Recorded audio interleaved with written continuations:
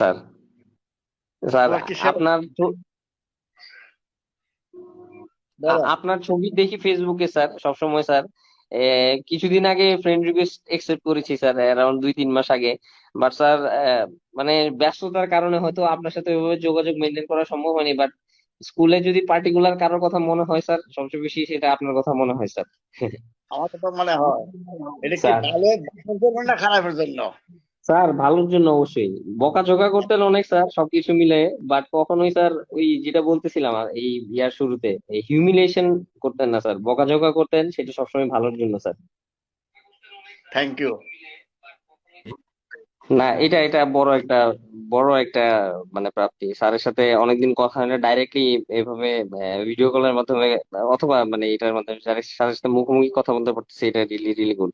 ইনশাল্লাহ স্যার, যদি কখনো সময় সুযোগ হয় স্যার, ইনশাল্লাহ আসবো এদিকে আপনার সাথে দেখা করার জন্য স্যার।